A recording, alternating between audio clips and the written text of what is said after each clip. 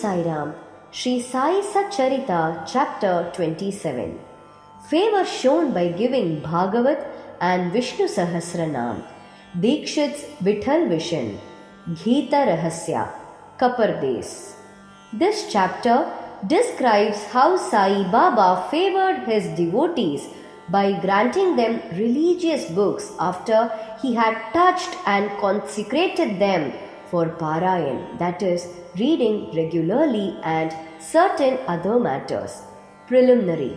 When a man takes a plunge into sea, he gets the merit of bathing in all the tirthas and sacred rivers.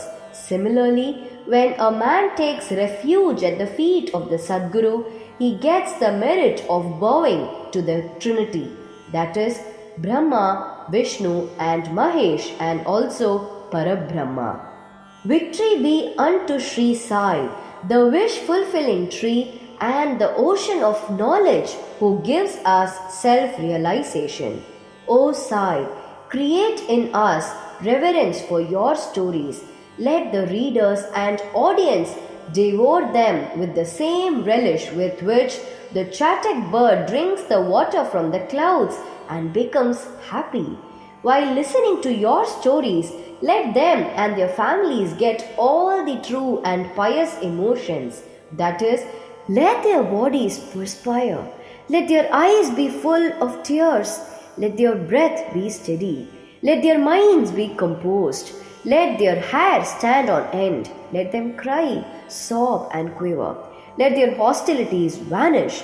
When these things happen, that is a sign of the grace of the Guru dawning upon them.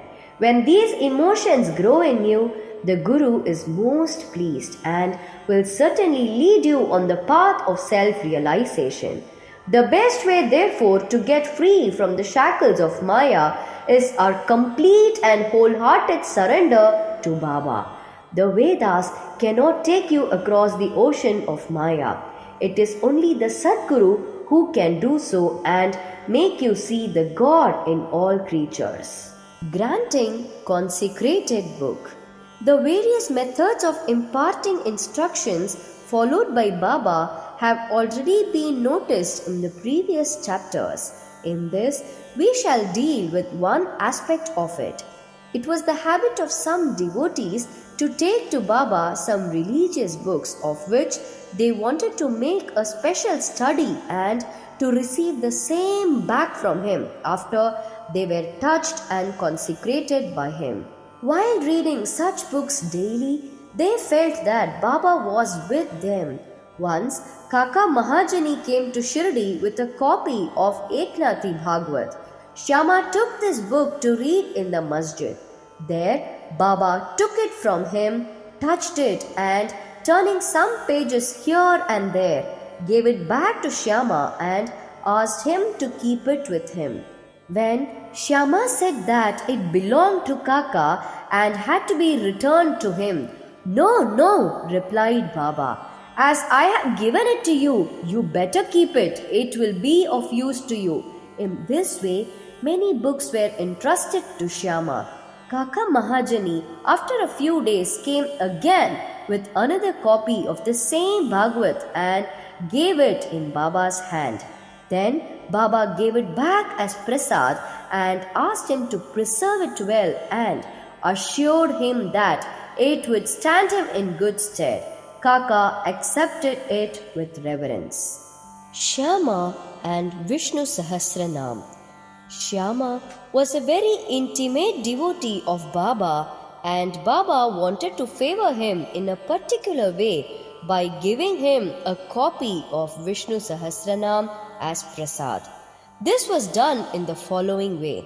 Once, a Ramadasi, that is, follower of the Saint Ramadas, came to Shirdi and stayed there for some time.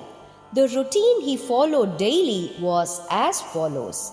He got up early in the morning, washed his face, bathed, and then, after wearing saffron-colored cloths and besmearing himself with sacred ashes, read Vishnu Sahasranam, that is, a book giving 1,000 names in praise of Vishnu and held second in importance to Bhagavad Gita, and Adhyatma Ramayana, that is, exoteric version of Rama's story with faith.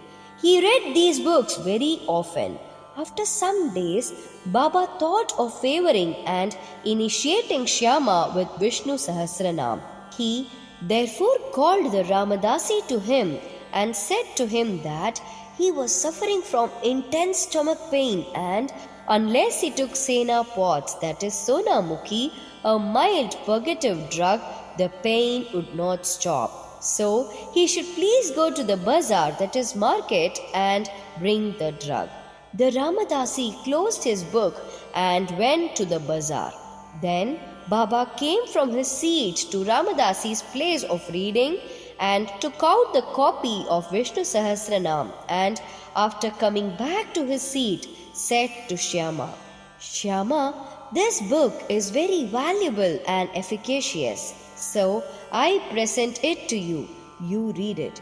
Once I suffered intensely and my heart began to palpitate and my life was in danger. At that critical moment, I hugged this book to my heart, and then, Shyama, what a relief it gave me. I thought that Allah Himself came down and saved me. So I give this to you. Read it slowly, little by little.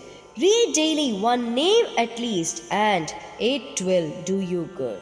Shyama replied that he did not want it, and that the owner of it, the Ramadasi, who was a bad-tempered, obstinate and irritable fellow, would certainly pick up a quarrel with him.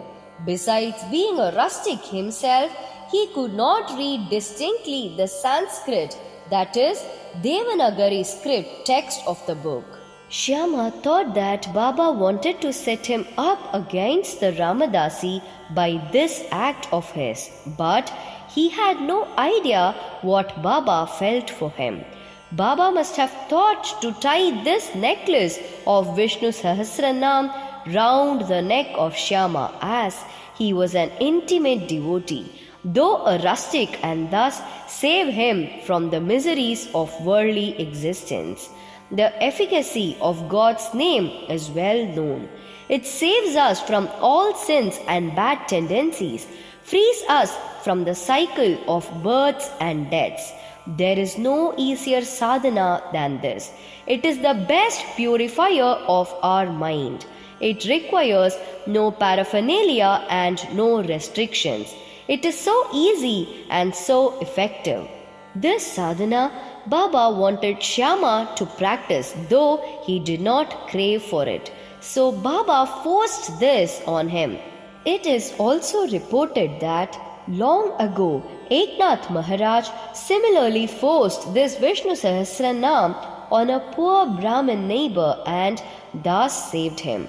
The reading and study of this Vishnu Sahasranam is a broad open way of purifying the mind, and hence Baba thrust this on his devotee Shyama. The Ramadasi returned soon with the Sena pods. Anna Chinchanikar, who was then present and wanted to play the part of Narad, that is, the celestial rishi, who was well known for setting up confrontations between gods and demons and vice versa, informed him of what had happened. The Ramadasi at once flared up. He came down at once on Shyama with full fury. He said that it was Shyama who said Baba to send him away under the pretext of stomach ache for bringing the medicine, and thus took away the book. He began to scold and abuse Shyama and remarked that if the book was not returned, he would dash his head. Shyama calmly remonstrated with him, but in vain. Then Baba spoke kindly to him as follows. "O Ramadasi, what is the matter with you? Why are you so turbulent? Is not Shyama our boy? Why do you scold him unnecessarily? How is it that you are so quarrelsome? Can you not speak soft and tender words? You read these sacred books daily and still your mind is agitated and your passions uncontrolled. What sort of a Ramadasi are you? You ought to be indifferent to all things. Is it not strange that you should possess this book so strongly? A true Ramadasi should have no mamata, that is attachment, but have samata, that is equality towards all. You are now quarreling with Shyama for a mere book. Go take your seat. Books can be had in plenty with money, but not men. Think well and be considerate. What worth is your book? Shyama had no concern with it. I took it up myself and gave it to him. You know it by heart. I thought Shyama might read it and benefit thereby, and so I gave it to him. How sweet were these words of Baba, soft, tender and nectar-like. Their effect was wonderful.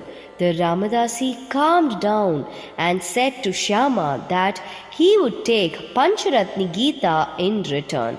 Shyama was much pleased and said, "Why one? I shall give 10 copies in return." So the matter was ultimately settled. The question for consideration is, why should the Ramadasi press for Pancharatni Gita, a book for which he never cared to know? And why should he, who daily read religious books in the masjid in front of Baba, quarrel with Shyama before him? We do not know how to apportion the blame and whom to blame. We only say that had this incident not happened, the importance of the subject, the efficacy of God's name, and the significance of Vishnu Sahasranam would not have been brought home to Shyama.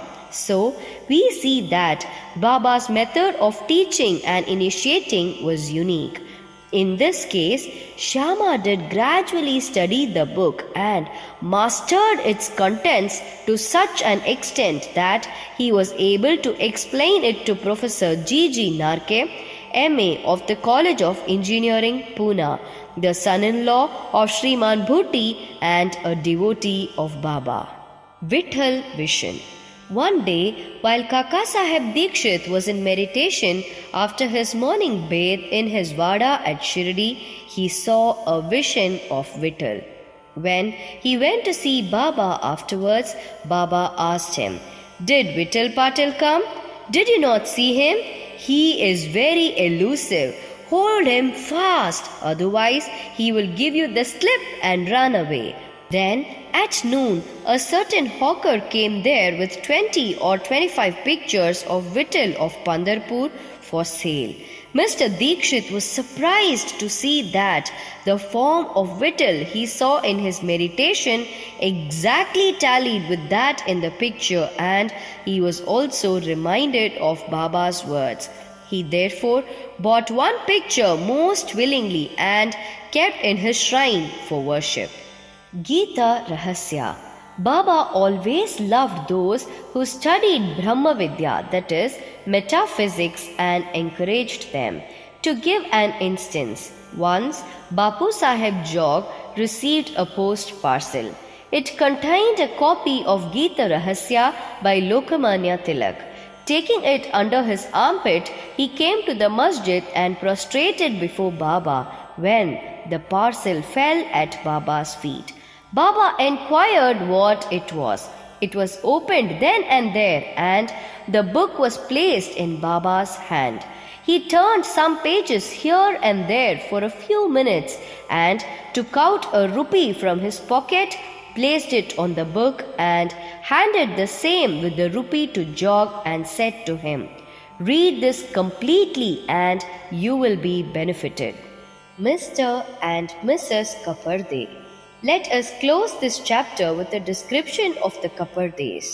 Once, Dada Saheb Kaparde came with his family and lived in Shirdi for some months. The diary of his stay has been published in English in the Shri Sai Leela magazine, Volume 1. Dada Saheb was not an ordinary man. He was the affluent and the most famous advocate of Amaravati, that is Berar, and was a member of the Council of State, Delhi. He was intelligent and a very good speaker. Still, he dared not open his mouth before Baba. Most devotees spoke and argued with Baba off and on, but only three, that is, Kaparde, Nulkar and Butti, kept always silent. They were meek, modest, humble and good-natured. Dada Saheb, who was able to expound Panchadashi, that is, well-known Sanskrit treatise on the Advait philosophy by the famous Vidyaranya to others, uttered no word when he came to the masjid before Baba. A man, however learned he may be even in Vedas, fades away before one who has realized Brahma and becomes one with it. Learning cannot stand before self-realization.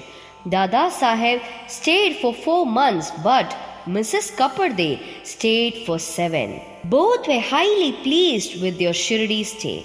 Mrs. Kaparde was faithful and devout and loved Baba deeply. Every noon, she brought Naivedya herself to the masjid, and after it was accepted by Baba, she used to return and take her meals. On seeing her steady and firm devotion, Baba wanted to exhibit it to others.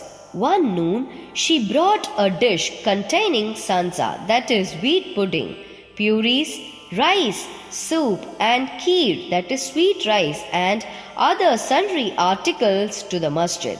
Baba, who usually waited for hours, got up at once, went up to his seat and, removing the cover from the dish, began to partake of the things zealously.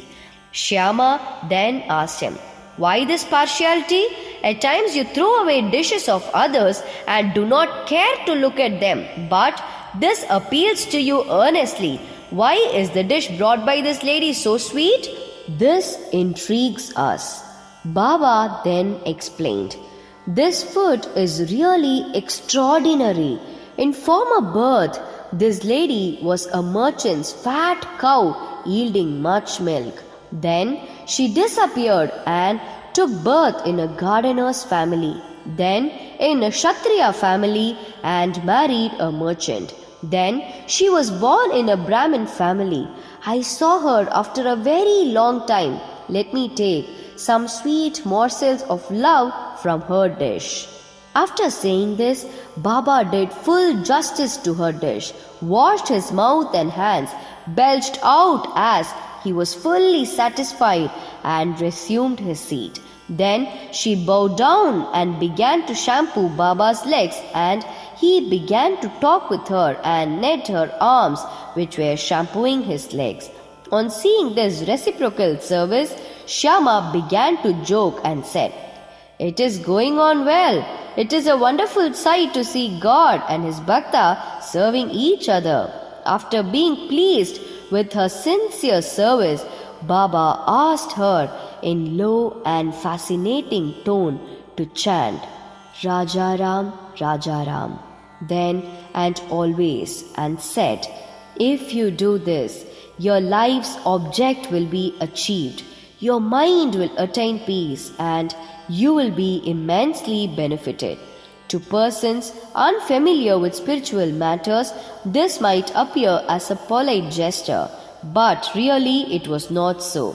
It was a case of what is technically called Shaktipat, that is, transference of power from the Guru to the disciple.